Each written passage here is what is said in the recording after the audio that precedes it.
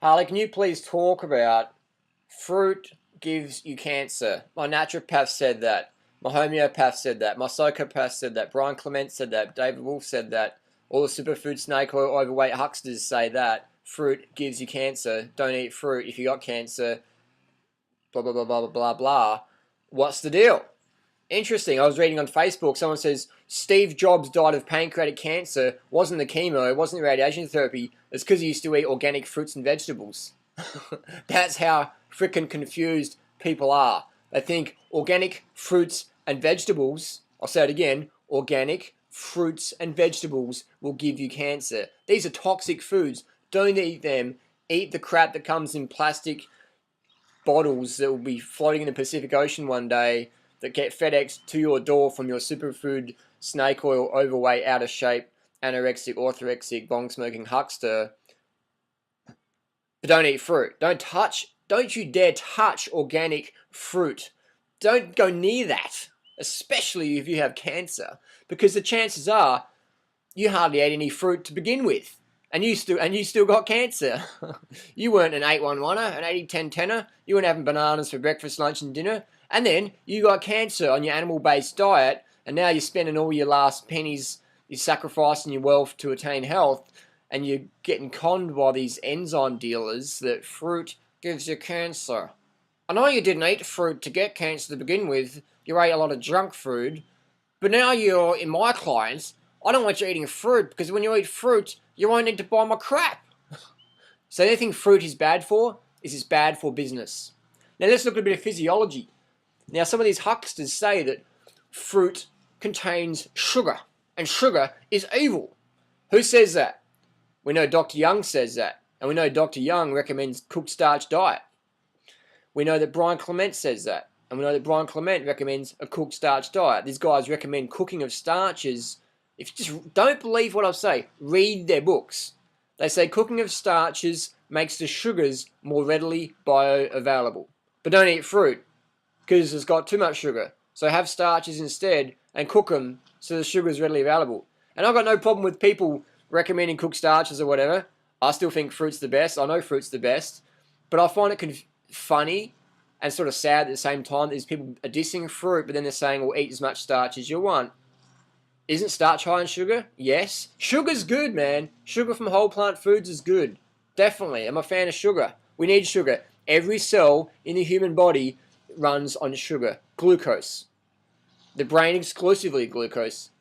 So when you follow these low-carb prescriptions, but you're told not to eat fruit, but then to eat cooked starches, and you're sort of not too sure what's going on, and then you're spending thousands of dollars on all these enzyme supplements and wishy-washy kundalini spiritual woo-woo bullshit classes in the Patagonia desert in Arizona with nonsense, but you're not allowed to eat organic bananas because they give you cancer. People say, but cancer cells run on sugar, Harley. Yes, so does your immune system. Your immune system runs on sugar. And as a cyclist, we know that when you undereat carbohydrates, your immune system gets thrashed because your immune system is not getting enough fuel to live your lifestyle. So to remove carbohydrates like fruit from your diet because they contain sugar, it's crazy. It's like you want to bring down the drug cartels, so you take away all the money in the country. Nobody has any money anymore. The country, boom, collapses. When you take away the sugar in your lifestyle, your immune system, boom, it crashes. You can't sustain that sort of thing. So you're going to need carbohydrates at some point. Eat fruit. Fruit's your friend. Look it up. Read 80-10-10 by Dr. Doug Graham.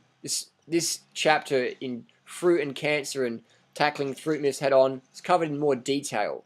And send Brian Clement my best wishes and tell him to actually read 80-10-10 and address it on the net. Because Brian Clement talks a lot of crap, but he will not back it up when asked to give a live debate with myself or Doug Graham. Brian Clement's just nowhere to be found. He's too busy FedExing his expensive enzyme supplements to his customers who have more dollars than cents. And so Brian Clement on the YouTube videos requested, I want to see the blood tests of a fruit-based eater.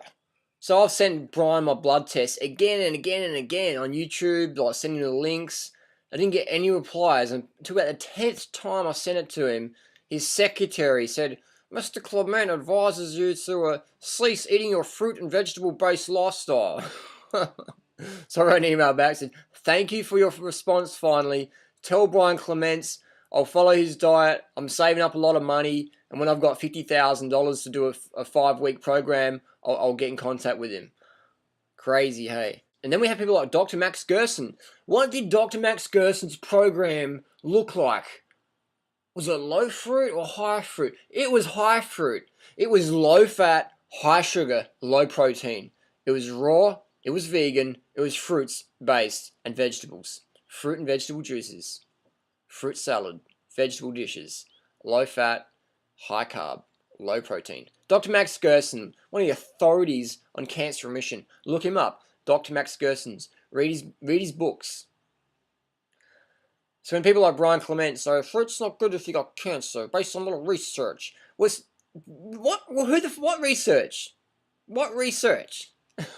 Our supplement sales researchers? Well, if we prescribe a fruit-based diet, our enzyme sales drop. So therefore, I conclude that fruit has to be bad for business. Quick, secretary, assistant, can you please write that down?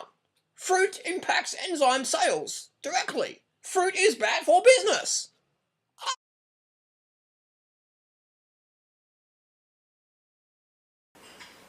I certainly agree with David, but I would say that the energy to have spirit comes from sleep. Okay, from spirit, from sleep. Brian? I'll be the politician. It comes from energy, it comes from sleep, it comes from food, and it comes from romance. Romance. Romance. Romance. Romance. Okay. Energy and fuel are obviously a different thing. Fuel being what's in your gas tank, and energy being what's in your battery. And when we consume food, we're consuming it for its fuel and the nutrients that are in it as well, obviously.